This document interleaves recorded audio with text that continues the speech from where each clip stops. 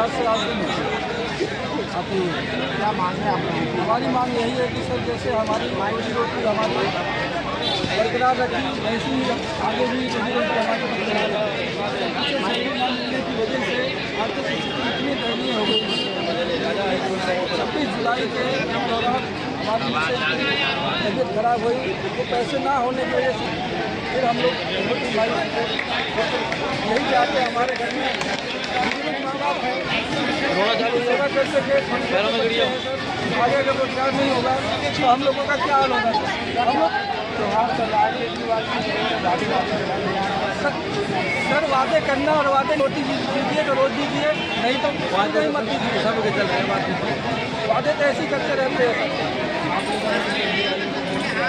Sir हमने vote दिया था, हम ये नहीं कह रहे कि हमने वोट नहीं दिया था। वोट हमने हमारी रोजी रोटी केजरीवाल को वोट दिया, सब हमने आम आदमी पार्टी को वोट दिया। सर ये तो राजनीतिक मुद्दा बन चुका है। ये कहते हैं कि एमपी साहब कहते हैं केजरीवाल साहब, हम लोग किसके जा रहे हैं राजनीति के चक्कर में? हम लोगों की क्या गलती है सर? हमने अपनी उम्र खो दी, इस उम्र में हमारी 45 एज हो गई, हमें कौन काम देगा सर?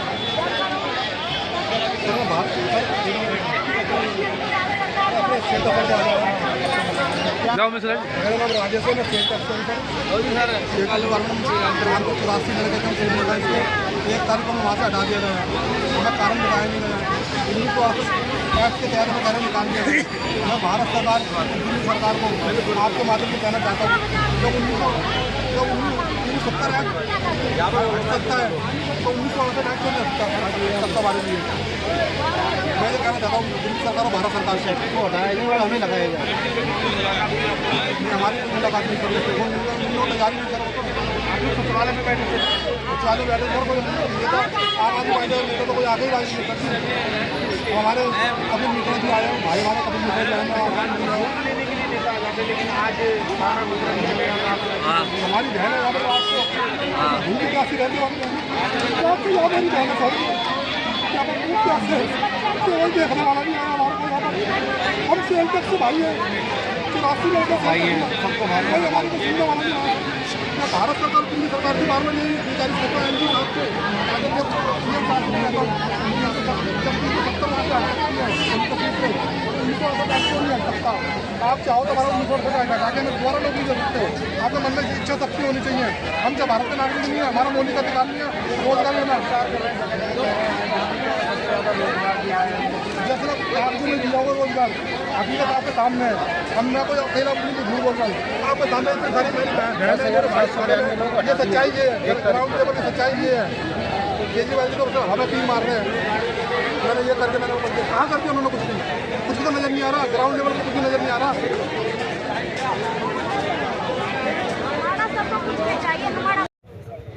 कोई दूसरी व्यवस्था किए हुए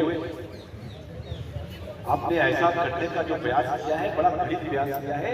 इसके सभी लोग मन से आपको हम लोग गाली तो देते नहीं, किसी को गाली तो ऐसी कही जाती है कि गाली लौट के अपने को आ जाती है, पर जो मन से जो बात कही जाती है वो आपको लगेगी चाहिए। जिसके घर में 9 लाख रुपए का टॉयलेट का सीट लग रहा हो, क्या जाने कि 10 रुपए का या 20 रुपए का दूध कैसे आता है। और सोचिए जिसके घर में मैं कह रहा हूं कि जब 54 करोड़ रुपए अपने बदले में लगाए तो जो टॉयलेट में जो सीट लगती है वो 9 लाख रुपए के लिए 9 लाख बड़ी से बड़ी महंगी से महंगी सीटें 5-7 हजार की आ जाती हैं। जिसने 9 लाख रुपए की सीट लगाई हो वो आपका दर्द कैसे समझेगा? जो आपने आपको आप कहने वाला व्यक्ति कितना खास था, जैसे वो हाथी के दांत दिखाने के कुछ और होते हैं और खाने के कुछ और, वैसे केजरीवाल जी को दिखाने की शर्ट टीवी पैंट चप्पलें, पर जब खाने का मौका आता है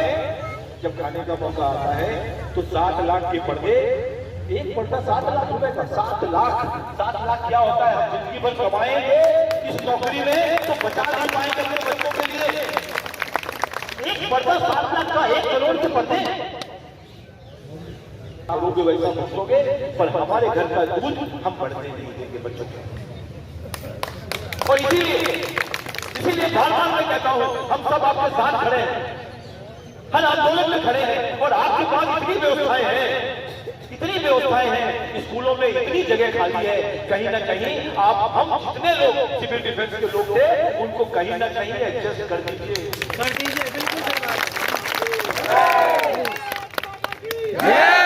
कहीं आपको लगता है कि हम सिविल डिफेंस के लोगों का काम नहीं बचा है या ऐसा कुछ भी होता है, तो आपके इतने विभाग हैं, हम तो काम ही क्या कर रहे हैं, मिसलेनियस काम कर रहे हैं। हमारे लिए स्कूल में जगह हो सकती है, सीएम ऑफिस में जगह होती है, हमको वरीयता दी जानी चाहिए, और पक्की नौकरी की बात कर रहे हैं। क्योंकि हम एक बात तो दूध की लड़ाई लड़ सकते हैं, हम रोज यहाँ पर बैठ के फायदे हमारे बताए हमारे यहाँ पे है, कोई रोज दूध की लड़ाई कहाँ तक रहेगी, कब तक आएंगे? उनको लगता है कि हम बैठे रहेंगे, आज 2000 आएंगे, 500 रहेंगे, फिर 5-4 रह जाएंगे, धीरे धीरे लोग जिनको पेट में भैया जो रोटी होती है ना,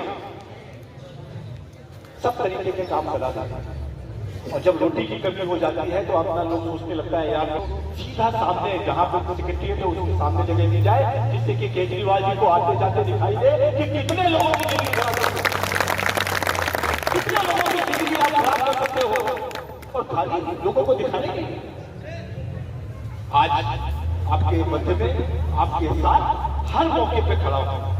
और हमारे, मैं पार्टी की बात नहीं कर रहा, राजनीति की बात नहीं कर रहा, सब लोग जो हमारी विचारधारा से जुड़े हुए हैं, अंत्योदय जो घर के पंक्ति में सबसे पीछे लगे हैं, जो सबसे गरीब लोग हैं, उसके उत्थान की बात करते हैं। और यहाँ पर अपने तो हजारों लोगों की जिंदगी खराब है, कितने लोगों ने पैसे लेके नौकरी की है, जिसने कितने, एक व्यक्ति आया उन्होंने बताया कि हमने अपने जो मेडिकल स्टोर था उससे हमने पैसे लिए, फिर वहां जमा किए, फिर मेरे को नौकरी दी।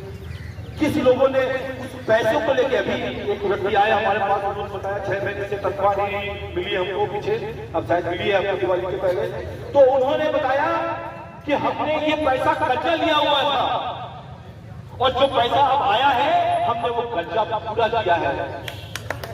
वो गरीब आदमी जो कर्जा पूरा कर रहा है, पैसे लेके अपने घर से रोटी चलाने के लिए कर्जा लिया, उसको पैसा आया तो पैसा दिया है, पता नहीं किसी ने क्या क्या चीज फाइनेंस कराई होगी, किसी ने स्कूटी ली होगी, उसकी इंस्टॉलमेंट कौन देगा, उनका बाप करेगा, और फिर सब गुस्सा आती है। और हम लोग टीवी डिबेट में, मैं रोज टीवी डिबेट में रहता हूँ, हर बार कहता हूँ कि बात नौकरी और उसकी नहीं है, पर आपने जो 10 साल बर्बाद किए हमारे युवाओं के, उसमें कोई आदमी कहीं कोई बड़ा अच्छा इंजीनियर बनता, कोई बड़ा मिस्त्री बनता, किसी ने अपना बिजनेस चालू करना होता, किसी ने ब्यूटिशियन का कोर्स करके करना होता, अपने 10 साल ही खराब किए होते तो शायद आज इसकी स्थिति इससे ज्यादा अच्छी होती। इसलिए आज फिर दोबारा इस आंदोलन में समय तो लग सकता है, उसकी जो कुंभकर्ण की नींद है वो शायद ना टूटे, पर जो आपकी आहें हैं वो उनको सोने नहीं है। आपकी जो आहें हैं, आपके बच्चों की जो कराहने की आवाज है, आप सब बहनें जो हमारी आई हैं, घर में छोड़ के बच्चे माता पिता को छोड़ के आए होंगे, किसी के घर में कोई तबियत भी खराब हो, और वो लोगों की जो यहाँ से बता रहे हैं, यहाँ पर हम बताएंगे ये मेरी व्यवस्था है। और इतने लोगों को, इतने सालों लोगों को लगाना है, उनके पास जगह है, यदि जगह नहीं होती तो समझ में आता, हर स्कूल में यदि 5-5 लोगों को भी ट्रीटमेंट किया, हर जो ऑफिस से सरकारी लोगों में वहां एडजस्ट किया, आप इन लोगों को पहले वरीयता दो, पहले इनकी लिस्ट निकालो, और कहो जिन लोगों ने 10 साल हमारे लिए किया है उनको हम सरकारी नौकरी देकर अगले 1 साल के अंदर ऐसा नोटिफिकेशन देते हैं। और हम आपकी लड़ाई के साथ खड़े हैं, हर मौके पे खड़े हैं, जब भी आप बुलाओगे, आप कार्यकर्ता के रूप में, हम आपके भाई के रूप में, आपके साथी के रूप में खड़े रहेंगे। ये कह के मैं अपनी बात को खत्म करता हूँ, किसी भाई को मेरी बात खराब होगी। आने वाले समय पर आपकी लड़ाई में यदि आप 1 कदम बढ़ाओगे तो हम आपके साथ 2 कदम आगे चलेंगे, ये हमारा वादा है।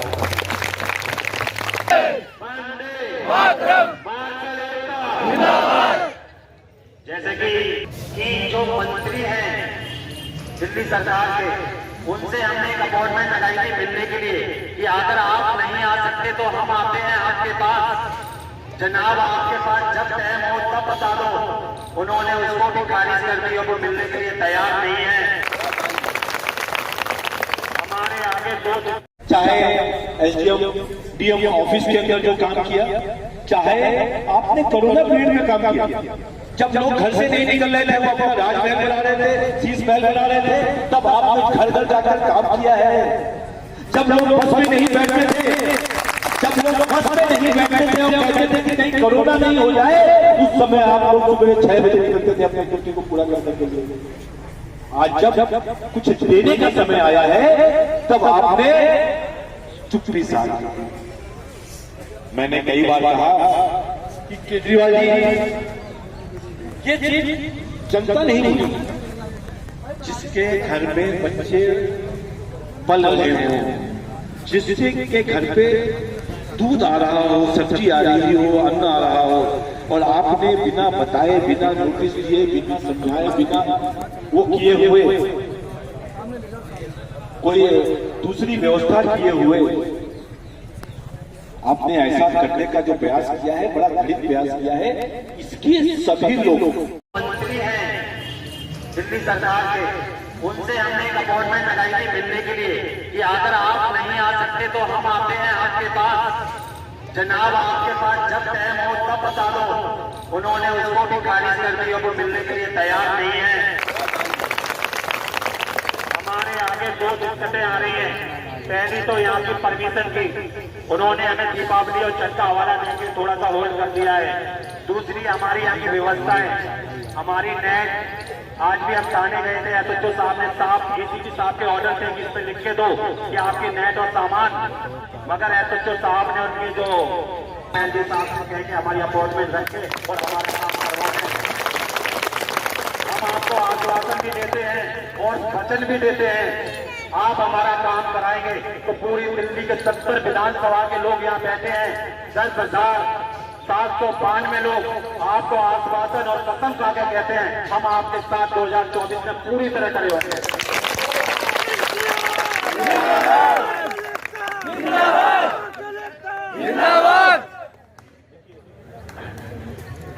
जैसे नौकरी चाहिए हमें, हमारा काम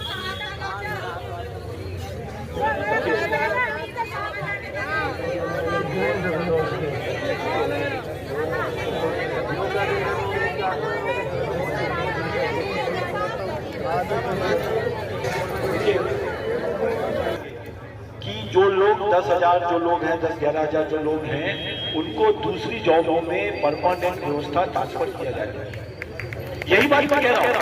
और वो पोजीशनिंग है उन्होंने तो एक ऐसा कॉन्ट्रैक्ट की कॉपी दिखा रहे हैं जो हमारे लोगों को उन्होंने दिखाई है कि कॉन्ट्रैक्ट की कॉपी थी, ये थी। हम नहीं मानते। कॉन्ट्रैक्ट जो होता है वो 3 महीने 4 महीने के लिए होता है, टेम्परेरी होता है। जो 10 साल सर्विसेज चल जाती हैं, जो 3-4 महीने से ज्यादा कोई भी सर्विसेज होती हैं, उसका परमानेंट सोल्यूशन होना चाहिए।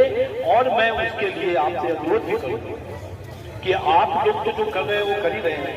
हमारे बहुत सीनियर लोग, हमारे सीनियर वकील लोग लगे हुए हैं वो टेक्निकल डॉक्यूमेंट निकालने में, जिससे कि आप लोगों की पोजीशनिंग सरकार को प्रेशर देके कि ये जितने 10,000 लोग हैं दिल्ली की अलग अलग कितने ऑफिस, सरकारी ऑफिस, उन सब जगह पर वो एडजस्ट किए जाए।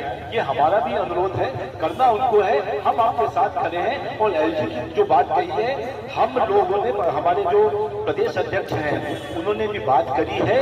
और इस छठ के बाद हम मिलने जा रहे हैं और आपके साथी 2-4 लोगों को लेके जाएंगे और उनके सामने भी ये बात होगी।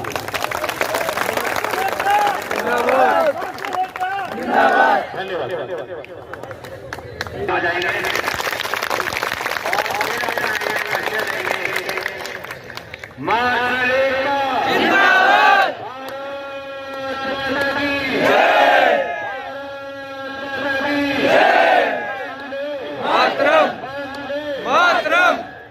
धन्यवाद साहब। एक चीज आपसे मेरे को चाहिए होगी, वो एक चीज ये चाहिए होगी कि एक दिन 10,000 के 10,000 फिर इकट्ठे चलेंगे। वो दिन डिसाइड कर लेंगे वो दिन डिसाइड कर लेंगे। 8 से 10 दिन बाद, 15 दिन बाद, 20 दिन बाद, कोई सा भी दिन हो, 10,000 इकट्ठे चलेंगे और फिर वापस घर जब जाएंगे जब अपना काम पूरा करा लेंगे। Very good. इतनी एकता हो सकती है ना? कर सकते हैं ना इतनी एकता? Yes sir. तो उसकी योजना बना लेंगे हम लोग। एक बार वो दिन डिसाइड कर लेंगे और फिर उस दिन जिस दिन घर से निकलेंगे 10,000 लोग जी नहीं होगी तो वापस ही नहीं जाएंगे उस दिन। वेरी यही है ना? Yes sir. तो क्योंकि अल्टीमेटली ताकत किसमें? एकता में। किसमें है? एकता में। आप एक हो ना, तो इधर वाला हो या उधर वाला हो, सबको माननी पड़ेगी। वो एकता एक टाइम जरूर डिसाइड करना, आपस में मिलकर डिसाइड करना, लेकिन फिर वो लड़ाई न्याय पाने तक, न्याय मिलने तक फिर वो लड़ाई लड़े। Very good. अपने कोई भी मर्यादा इतने लंबे आंदोलन में एक बार भी नहीं तोड़ी, ना किसी बहन ने तोड़ी, ना किसी भाई ने तोड़ी। आपने ऐसा कोई काम नहीं किया कि पुलिस आपको अरेस्ट करे, लेके जाए, हटाए। जो किया है वो शांतिपूर्ण किया है। जहाँ रोका है वहाँ रुक गए हो। ऐसा तो नहीं है कि सचिवालय में घुस गए। हमारी बनाओ